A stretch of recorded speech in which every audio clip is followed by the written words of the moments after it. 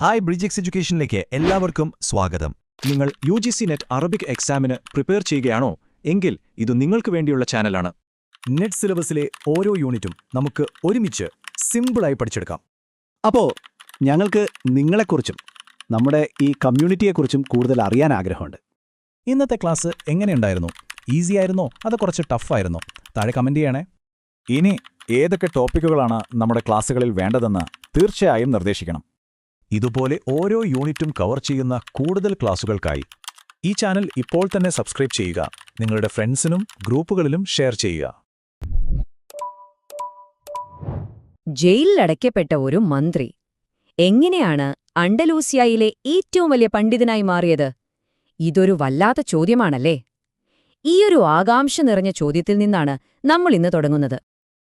എല്ലാവർക്കും സ്വാഗതം. ഇന്ന് നമ്മൾ അണ്ടലൂസിയയുടെ ചരിത്രത്തിലെ ഒരു ഇതിഹാസ പുരുഷനായ ഇബ്നു ഹസമിന്റെ ജീവിതത്തിലേക്കൊന്ന് ഇറങ്ങിച്ചെല്ലുകയാണ്. അദ്ദേഹത്തിന്റെ ജീവിതം ശരിക്കും പറഞ്ഞാൽ ഒരു നാടകം പോലെയാണ്. അതിലെ പ്രധാന റോളുകൾ ഇവയൊക്കെയാണ്: അധികാരത്തിലിരുന്ന മന്ത്രി, ആഴത്തിൽ പ്രണയിച്ച കാമുകൻ, പിന്നെ ലോകം കണ്ട ഏറ്റവും വലിയ പണ്ഡിതന്മാരിലൊരാൾ. ഈ 3 ഘട്ടങ്ങളിലൂടെ നമുക്ക് അദ്ദേഹത്തിന്റെ കഥ എന്താണെന്ന് നോക്കാം. അപ്പോ ആരായിരുന്നു ഈ ഇബ്നു ഹസം? അദ്ദേഹത്തിന്റെ ഒരു ബാക്ക്ഗ്രൗണ്ട് എന്തായിരുന്നു എന്ന് നമുക്ക് ആദ്യം തന്നെ ഒന്ന് നോക്കാം. അദ്ദേഹത്തിന്റെ പൂർണ്ണമായ പേര് നിങ്ങൾക്ക് സ്ക്രീനിൽ അറബിയിൽ കാണാം. അബൂ മുഹമ്മദ് അലി ഇബ്നു അഹ്മദ് ഇബ്നു സെയ്ദ് ഇബ്നു ഹസം അൽ അൻഡലൂസി. ഹിജ്ര 384 കുർത്തുബായിൽ ജനിച്ചു. 456 ഈ ലോകത്തോട് വിട പറഞ്ഞു. അദ്ദേഹം വെറുമൊരു പണ്ഡിതൻ മാത്രമായിരുന്നില്ല.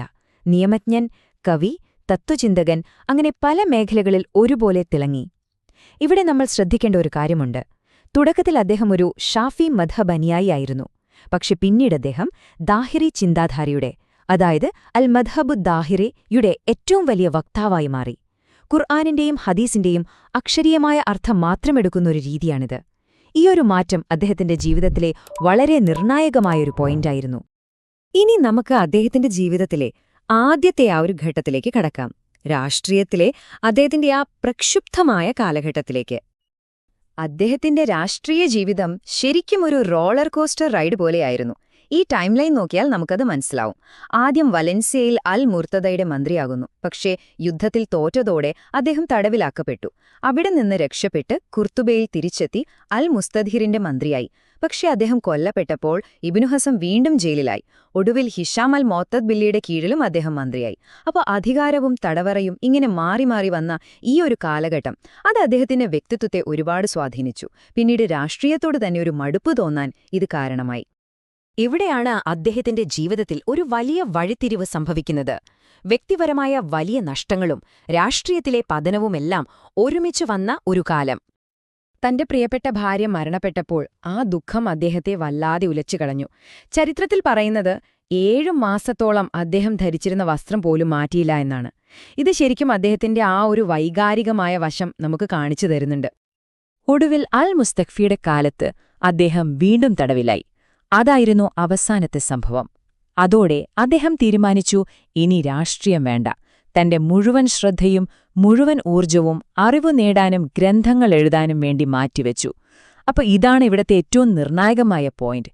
ഈ ജയിൽവാസമാണ് പിൽക്കാലത്ത് ലോകം കണ്ട മഹാനായ പണ്ഡിതനായ ഇബ്നു ഹസമിന് ജന്മം നൽകിയത് എന്ന് പറയാം. അങ്ങനെ രാഷ്ട്രീയത്തിന്റെ പടവുകൾ ഇറങ്ങിയ ഇബ്നു ഹസം വിജ്ഞാനത്തിന്റെ ലോകത്ത് ഒരു പുതിയ അവതാരമെടുക്കുകയായിരുന്നു. അതൊരു ചെറിയ മാറ്റമൊന്നുമായിരുന്നില്ല, മറിച്ച് ഒരു വിജ്ഞാന വിസ്ഫോടനത്തിന്റെ തുടക്കമായിരുന്നു അത്. ഈ സംഖ്യയിലേക്കൊന്നു നോക്കൂ. 80,000. അതെ, 80,000 വറക്കുകൾ, അതായത് പേജുകളാണ് അദ്ദേഹം തന്റെ ജീവിതത്തിന്റെ 2ാം ഘട്ടത്തിൽ എഴുതിക്കൂട്ടിയത്. ഒന്ന് ചിന്തിച്ചു നോക്കൂ. അറിവിനോടുള്ള അദ്ദേഹത്തിന്റെ അടങ്ങാത്ത ആ ഒരു ദാഹം എത്ര വലുതായിരുന്നുവെന്ന് ഈ ഒരൊറ്റ കണക്ക് തന്നെ നമുക്ക് പറഞ്ഞുതരും. അദ്ദേഹത്തിന്റെ ഏറ്റവും പ്രധാനപ്പെട്ട ചില പുസ്തകങ്ങൾ നമുക്കൊന്ന് നോക്കാം. സ്ക്രീനിൽ കാണുന്ന ആദ്യത്തേത് അൽ മുഹല്ല ബിൽ ആഥാർ. ഇത് ദാഹിരി നിയമശാസ്ത്രത്തിലെ അദ്ദേഹത്തിന്റെ മാസ്റ്റർപീസാണ്. അടുത്തത് അൽ ഫസ്ൽ ഫിൽ മിലൽ വൽ അഹ്വാ വൻ നുഹൽ. താരതമ്യ മതപഠനത്തിൽ ഇന്നും ഇതൊരു ആധികാരിക ഗ്രന്ഥമാണ്. പിന്നെ വംശാവലിയെക്കുറിച്ചുള്ള ജംഹുര അൻസാബുൽ അറബ്. പക്ഷേ ലോകമെമ്പാടും അദ്ദേഹത്തെ പ്രശസ്തനാക്കിയൊരു പുസ്തകമുണ്ട്, തോക്കുൽ ഹമാമ. അതായത് പ്രാവിന്റെ കണ്ഠഹാരം. പ്രണയത്തിന്റെ മനഃശാസ്ത്രത്തെക്കുറിച്ചും അതിന്റെ പല ഭാവങ്ങളെക്കുറിച്ചും ആഴത്തിൽ പറയുന്ന ഈ പുസ്തകം ലോകസാഹിത്യത്തിലെ തന്നെ ഒരു നാഴികക്കല്ലാണ്. അപ്പോ ഇത്രയും സംഭവബഹുലമായ ഒരു ജീവിതം നയിച്ച ഈ മനുഷ്യൻ ലോകത്തിന് നൽകിയ ആ ശാശ്വതമായ പൈതൃകം, ആ ലെഗസി എന്തായിരുന്നു? അദ്ദേഹത്തിന്റെ കാലത്ത് ജീവിച്ചിരുന്ന പണ്ഡിതനായ അൽ-ഖാദി സായിദിന്റെ ഈ വാക്കുകൾ ഒന്ന് ശ്രദ്ധിക്കൂ. കാന അജ്മഉ അഹ്ലൽ അന്തലൂസ് കാതിബ ലി ഉലൂമിൽ ഇസ്ലാം വ ഔസാഹും മാരിഫ. ഇതിന്റെ അർത്ഥമെന്താണെന്ന് വെച്ചാൽ, അണ്ടലൂസിയയിലെ ജനങ്ങളിൽ ഇസ്ലാമിക വിജ്ഞാനങ്ങളിൽ ഏറ്റവും സമ്പൂർണമായ അറിവുള്ള വ്യക്തിയായിരുന്നു അദ്ദേഹമെന്നാണ്. അദ്ദേഹത്തിന്റെ കാലഘട്ടത്തിൽ തന്നെ പണ്ഡിതന്മാർക്കിടയിൽ അദ്ദേഹത്തിന് എന്ത് സ്ഥാനമാണുണ്ടായിരുന്നത് എന്ന് ഇത് വ്യക്തമാക്കുന്നുണ്ടല്ലേ? പ്രശസ്ത പണ്ഡിതനായ ഇബ്നുൽ ഖയ്യിം അദ്ദേഹത്തിന് നൽകിയ ഒരു പേരുണ്ട്, ഒരു വിശേഷണം: മഞ്ജനീഖുൽ അറബ്, അറബികളുടെ കവണ. എന്തുകൊണ്ടാണ് കവണ എന്ന് വിളിച്ചത്? ഒരു കവണയിൽ നിന്ന് കല്ല് എത്ര ശക്തിയിലും വേഗത്തിലുമാണോ പോകുന്നത്, അത്രയും മൂർച്ചയും ശക്തിയുമുണ്ടായിരുന്നു അദ്ദേഹത്തിന്റെ വാദങ്ങൾക്ക്.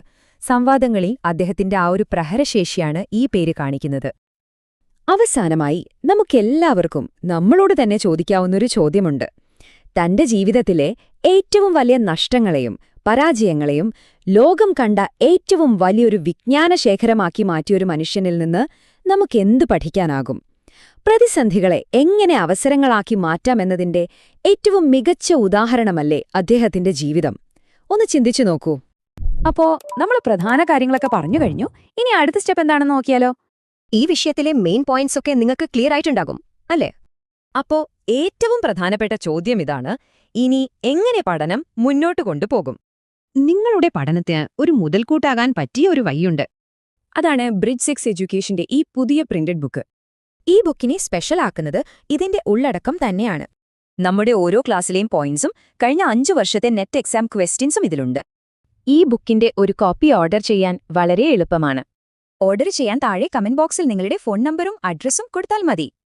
നിങ്ങളുടെ വിജയത്തിലേക്കുള്ള യാത്രയിലെ ഈ പുസ്തകം ഒരു വലിയ സഹായമാകട്ടെ. നിങ്ങളുടെ പഠനത്തിനും ശോഭനമായ ഭാവിക്കും എന്റെ എല്ലാവിധ ആശംസകളും. അപ്പോ അടുത്തൊരു വിഷയവുമായി നമുക്ക് വീണ്ടും കാണാം. Thank you.